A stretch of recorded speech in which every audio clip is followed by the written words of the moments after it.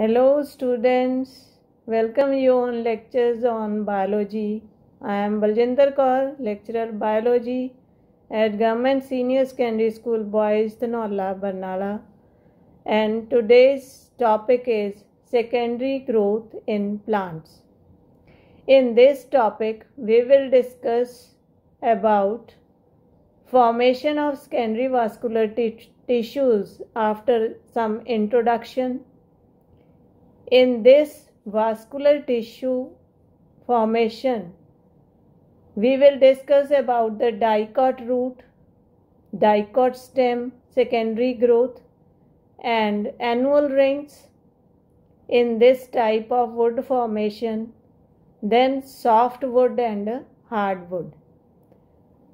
After that, we will learn about formation of periderm, and at last we will summarize the topic. Now, as you know, primary growth produces in length and development of lateral appendages. Secondary growth is the formation of secondary tissues from lateral meristems. So it increases the diameter and girth of the stem. In woody plants, secondary tissues constitute the most part of the plant. It provides protection, support, and conduction of water and nutrients. Secondary tissues, they are formed of two types of lateral meristems, that is vascular cambium and core cambium, or we can say it phloem. Vascular cambium produces secondary vascular tissues while phloem forms periderm. It occurs in perennial gymnosperms and dicot trees and shrubs having woody stem. Secondary growth is seen in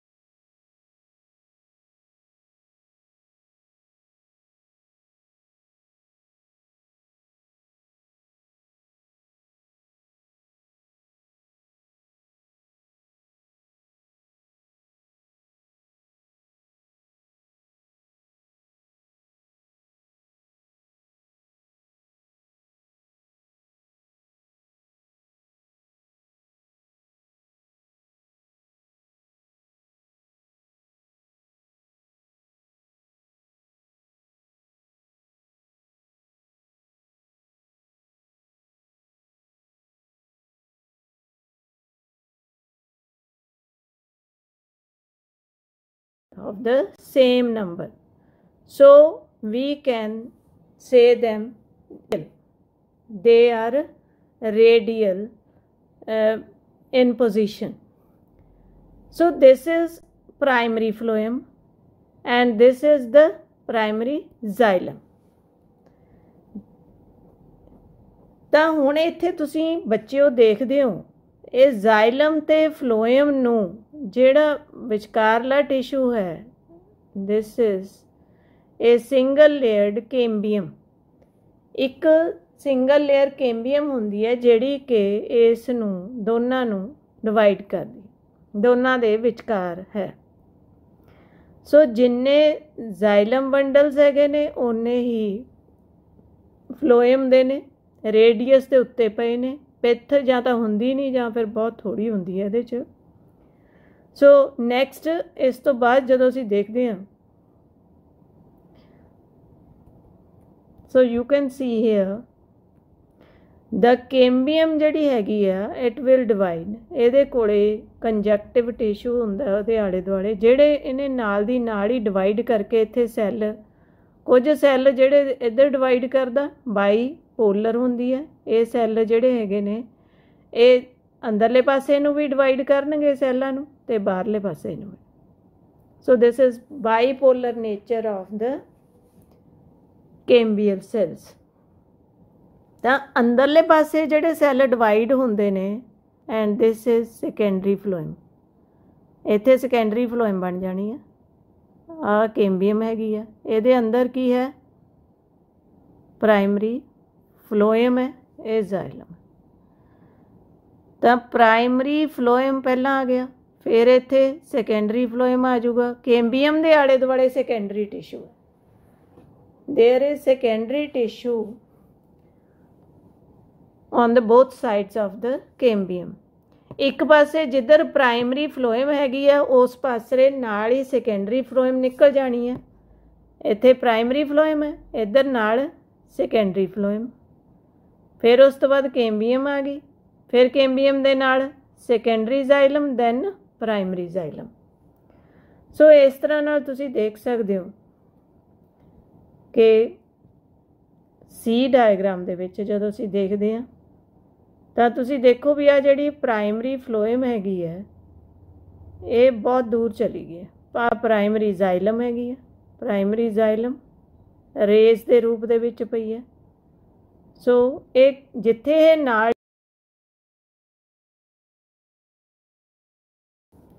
now you can see here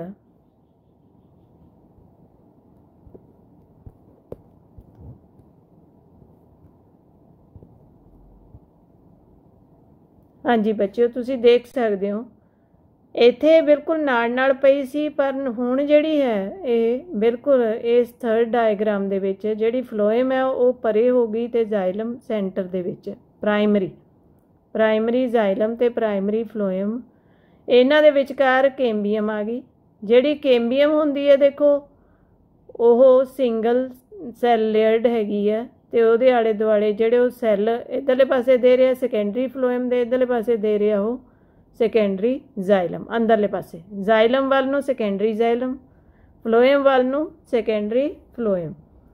ਸੋ ਇਸ ਤਰ੍ਹਾਂ ਨਾਲ ਹਰ ਸਾਲ ਜ਼ਾਈਲਮ ਤੇ ਫਲੋਇਮ ਬਾਹਰ ਵੱਲ ਨੂੰ ਤੇ ਜ਼ਾਈਲਮ ਅੰਦਰ ਵੱਲ ਨੂੰ ਇਹਨੇ ਕੱਟ ਕੇ ਦੇਈ ਜਾਣੀ ਹੈ। ਤੇ ਨਾਲ ਆ ਇਨੀਸ਼ੀਅਲ ਰੇਜ਼ ਜਿਹੜੀਆਂ ਹੈਗੀਆਂ ਨੇ ਇਹ ਪੇਰਨਕਾਈਮਾ ਟਿਸ਼ੂ ਹੈ।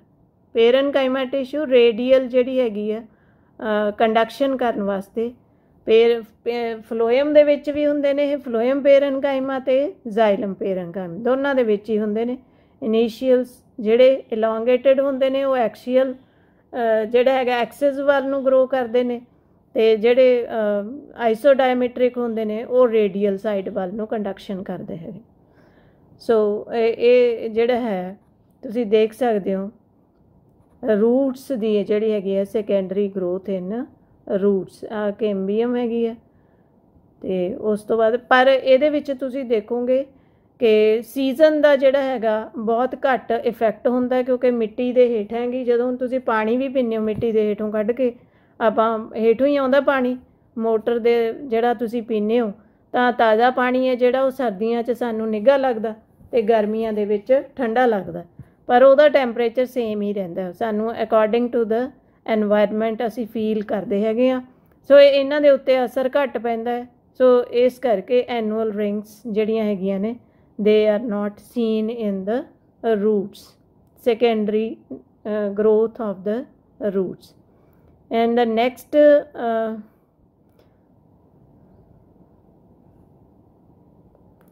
now we will see the secondary growth in the dicot stem। dicot stem ਦੇ ਵਿੱਚ ਬੱਚਿਓ ਤੁਸੀਂ ਦੇਖ ਸਕਦੇ ਹੋ ਬੜੀ ਸੋਹਣੀ ਡਾਇਗਰਾਮ ਹੈਗੀ ਆ।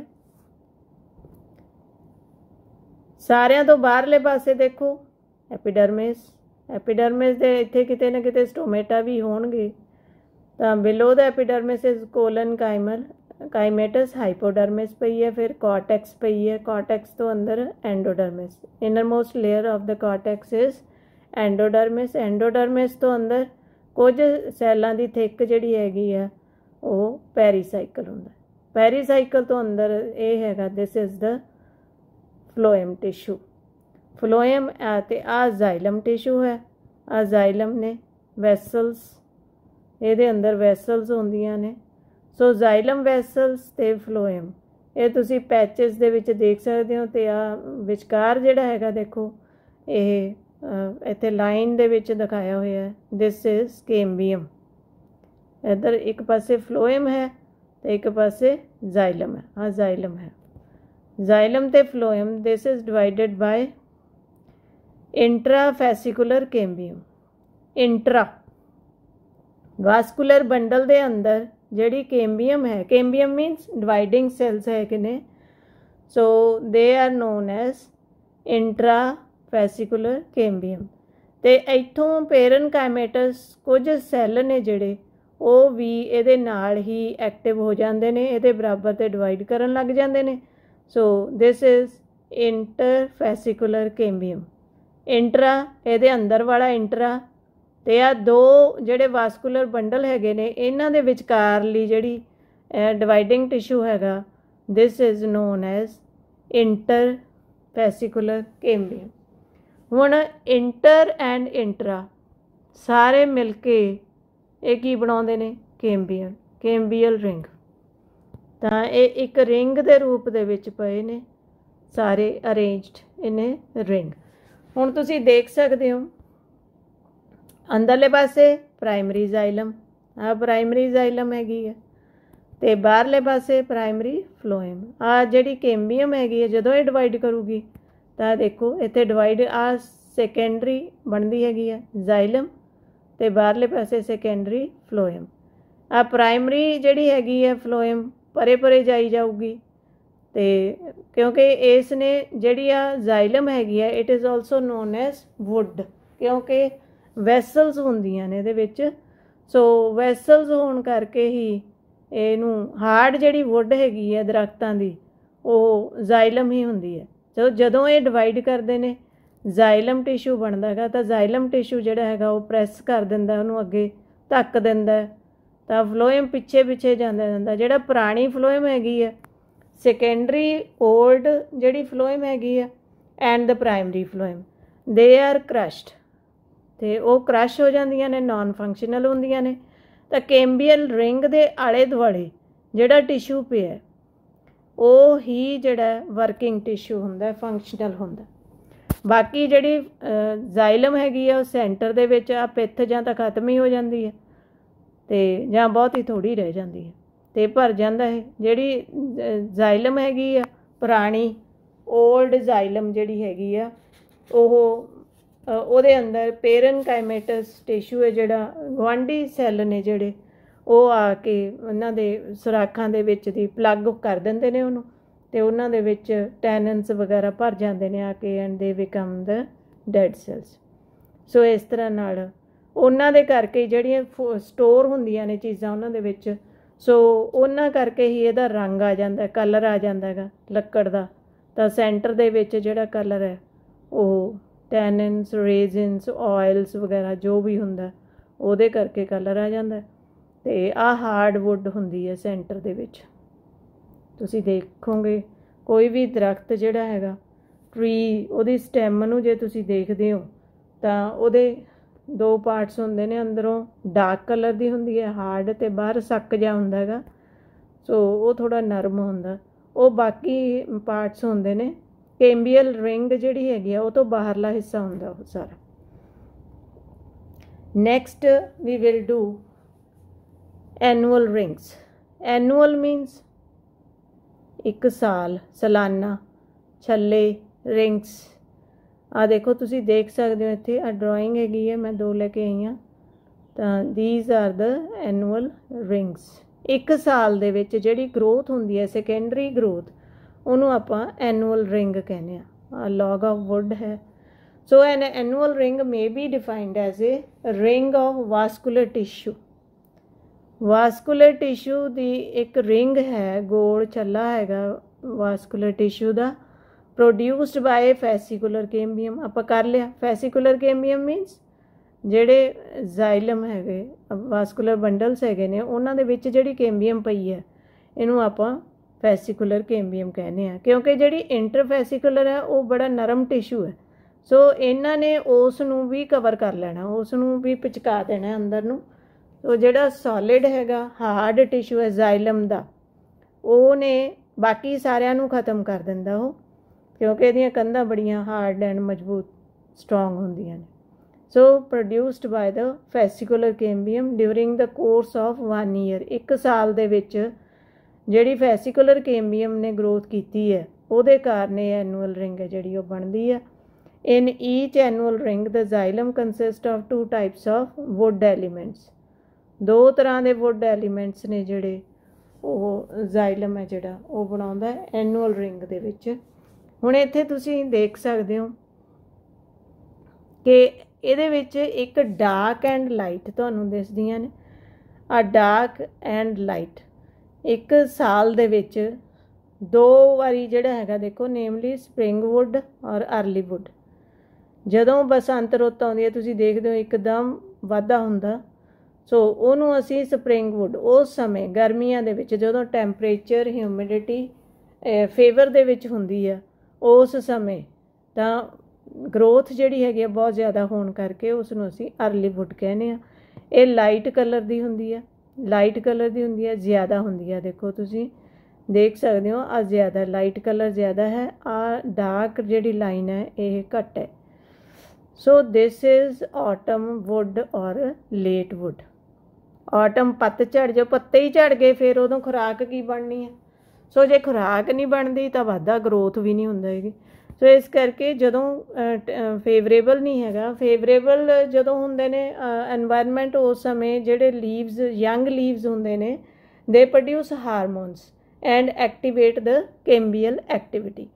ਤਾਂ ਉਹਦੇ ਨਾਲ ਜਿਹੜੀ ਡਿਵੀਜ਼ਨ ਹੈਗੀ ਆ ਉਹ ਬਹੁਤ ਜ਼ਿਆਦਾ ਹੁੰਦੀ ਆ। ਅਤੇ ਉਸ ਤੋਂ ਬਾਅਦ ਜਿਹੜਾ ਹੈਗਾ ਸਾਡੇ ਕੋਲੇ ਆਟਮ ਦੇ ਵਿੱਚ ਜਿਹੜਾ ਹੈਗਾ ਇਹ ਬੜਾ ਹੌਲੀ ਹੌਲੀ ਗਰੋਥ ਹੁੰਦੀ ਹੈ। ਮਤਲਬ ਆ ਜਿਹੜੀ ਲਾਈਟ ਕਲਰ ਦੀ ਹੈਗੀ ਹੈ ਪੱਟੀ ਹੈ ਇਹ ਜ਼ਿਆਦਾ ਹੁੰਦੀ ਹੈ, ਕਿਉਂਕਿ ਸਾਡਾ ਜਿਹੜਾ ਸਮਾਂ ਹੈਗਾ ਉਹ ਜ਼ਿਆਦਾ ਚੱਲਦਾ ਸਮਰ ਦਾ। ਅਤੇ ਉਸ ਤੋਂ ਬਾਅਦ ਜਦੋਂ ਅਤੇ ਵਾਧਾ ਵੀ ਉਦੋਂ ਜ਼ਿਆਦਾ ਹੁੰਦਾ। ਅਤੇ ਜਦੋਂ ਬਸੰਤ ਰੁੱਤ ਆਉਂਦੀ ਹੈ ਸਰਦੀਆਂ ਤੋਂ ਬਾਅਦ ਫਿਰ ਇੱਕਦਮ ਫਿਰ ਉਹ ਸ਼ਾਰਪ ਬਣ ਜਾਂਦੀ ਹੈ। ਉਹ ਇੱਥੇ ਹੌਲੀ ਹੌਲੀ ਜਿਹੜੀ ਹੈ ਲਾਈਟ ਕਲਰ ਡਾਰਕ ਨੂੰ ਹੁੰਦਾ ਜਾਂਦਾ, ਅਤੇ ਫਿਰ ਉਸ ਤੋਂ ਬਾਅਦ ਡਾਰਕ ਤੋਂ ਇੱਕਦਮ ਲਾਈਟ ਵੱਲ ਨੂੰ ਆ ਜਾਂਦਾ, ਫਿੱਕਾ ਰੰਗ ਬਣ ਜਾਂਦਾ। ਸੋ ਇਸ ਤਰ੍ਹਾਂ ਡਿਸਟਿੰਕਟ ਰਿੰਗਸ ਜਿਹੜੀਆਂ ਹੈਗੀਆਂ ਨੇ ਦੇ ਆਰ ਪ੍ਰੋਡਿਊਸਡ।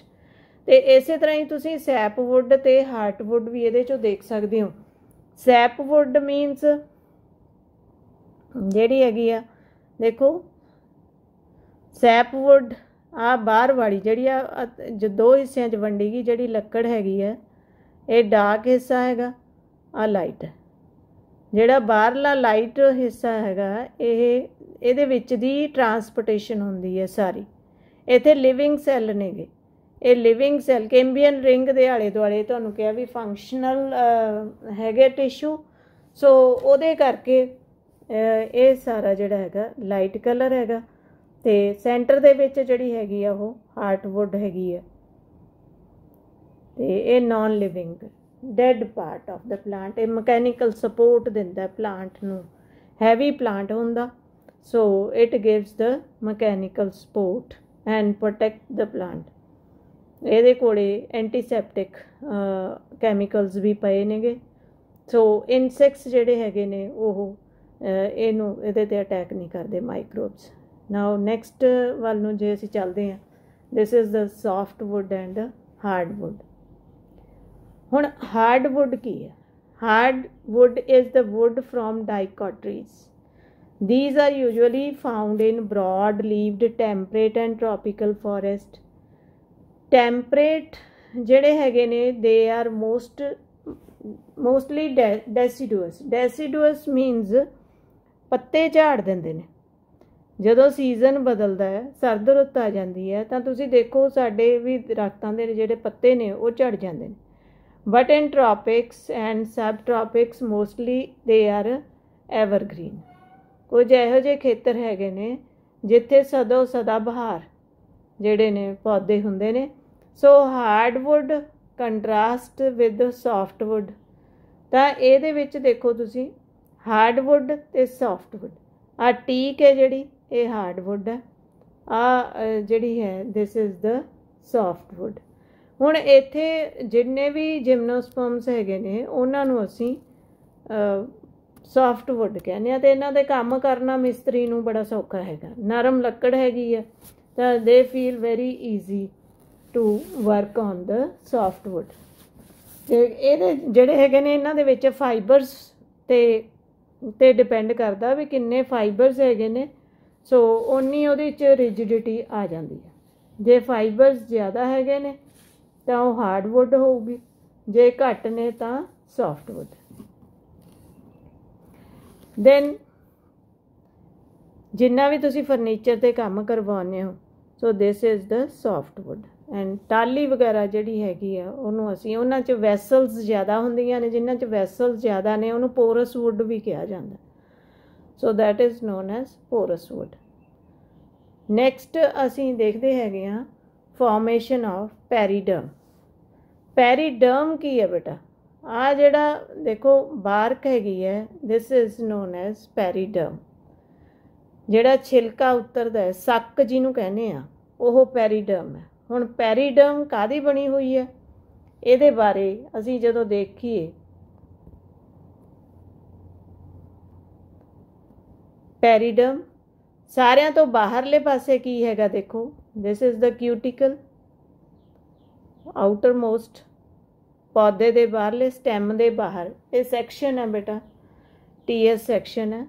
ਤਾਂ ਸਾਰਿਆਂ ਤੋਂ ਬਾਹਰ ਕੀ ਹੈਗਾ? ਕਿਊਟੀਕਲ। ਕਿਊਟੀਕਲ ਦੇ ਨਾਲ ਢਕੀ ਹੁੰਦੀ ਹੈ, ਠੀਕ ਹੈ, ਤਾਂ ਕਿ ਪਾਣੀ ਹੈ ਜਿਹੜਾ ਉਹ ਉੱਡੇ ਨਾ। ਫਿਰ ਉਸ ਤੋਂ ਬਾਅਦ ਇਹ layer of single layer of epidermis ਹੈ। ਦੈਨ ਫਸਟ ਕਾਰਕ ਸੈੱਲ ਆ ਗਏ। ਕਾਰਕ ਸੈੱਲ ਨੇ ਜਿਹੜੇ ਉਹਨਾਂ ਤੋਂ ਹੇਠਲੀ ਸੈੱਲਾਂ ਦੀ ਤਹਿ ਜਿਹੜੀ ਦੈਟ ਇਜ਼ ਕਾਰਕ ਕੇਂਬੀਅਮ।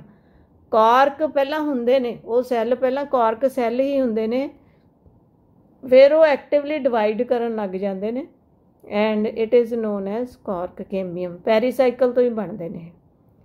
ਫਿਰ ਇਹਦੇ ਹੇਠਾਂ ਦੇਖੋ ਜਿਹੜੇ ਇਹ ਕਾਰਕ ਕੇਂਬੀਅਮ ਹੈਗੀ ਹੈ, ਡਿਵਾਈਡ ਕਰਕੇ ਜਿਹੜੇ ਸੈੱਲ ਇਹ ਬਣਾਉਂਦੀ ਹੈ ਕਾਰਟੈਕਸ ਦੇ, ਉਹਨੂੰ ਆਪਾਂ ਕਹਿੰਦੇ ਆ ਫੈਲੋਡਮ।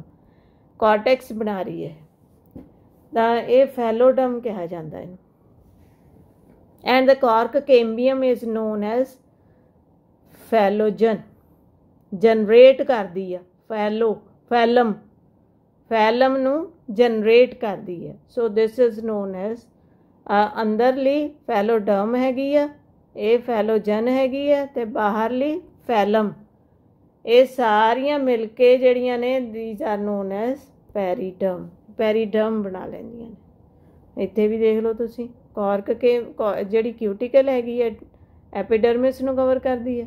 ਦੈਨ ਆ ਦੇਖੋ ਇਹਨੇ ਸੈੱਲ ਜਿਹੜੇ ਹੈਗੇ ਨੇ ਡਿਵਾਈਡ ਕਰਕੇ ਕਾਰਕ ਬਣਾ ਲਈ, ਤਾਂ ਕਾਰਕ ਕੇਂਬੀਅਮ ਹੈ ਉਹਦੇ ਥੱਲੇ, ਹੇਠਾਂ ਫੈਲੋਡਰਮ ਹੈਗੀ ਆ, ਉਸ ਤੋਂ ਹੇਠਾਂ ਕਾਰਟੈਕਸ।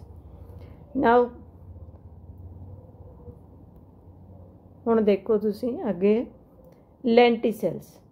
ਲੈਂਟੀਸੈਲਸ ਤੁਸੀਂ ਦੇਖ ਸਕਦੇ ਹੋ, ਜਿਹੜੇ ਲੈਂਟੀਸੈਲ ਨੇ ਉਹ ਤੁਸੀਂ ਕਿਸੇ ਵੀ ਸਟੈਮ ਦੇ ਵਿੱਚ ਉਹਨੂੰ ਟੁੱਟਿਆ ਜਾਂ ਉਖੜਿਆ ਜਾਂ ਹੋਏ ਦੇਖਦੇ ਹੋ। ਸੋ ਇਹ they are meant for exchange of gases.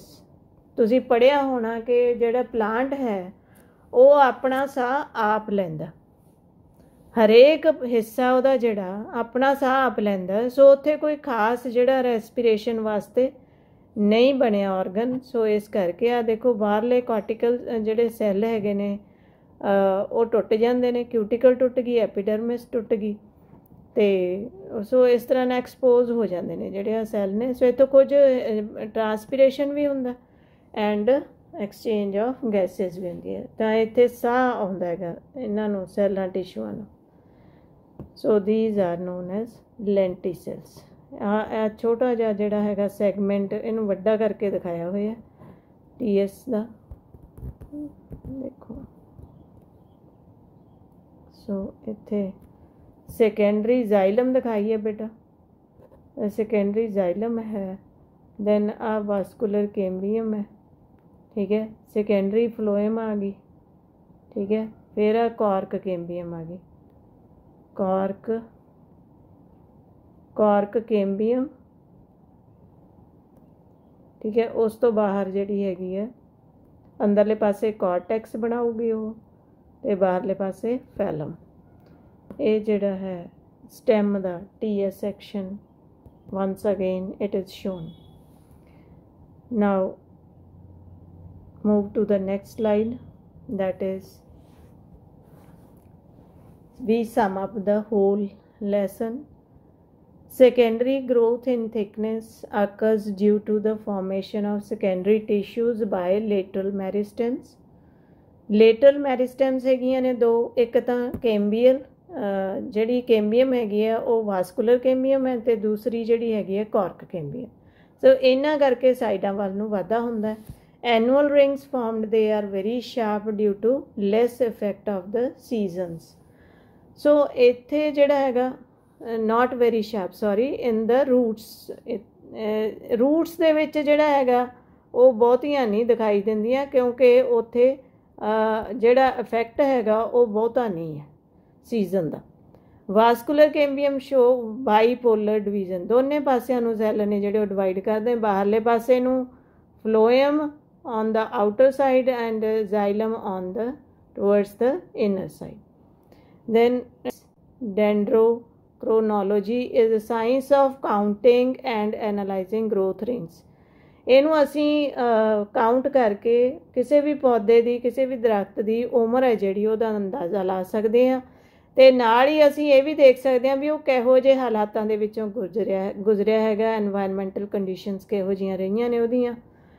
Soft woods they are very easy to work. Outer cortical cells form cork, ਬਾਹਰਲੇ ਜਿਹੜੇ ਹੈਗੇ ਨੇ ਕਾਰਕ ਬਣਾ ਲੈਂਦੇ ਨੇ।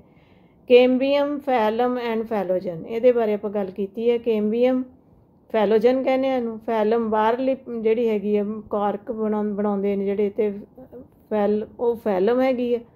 Cambium,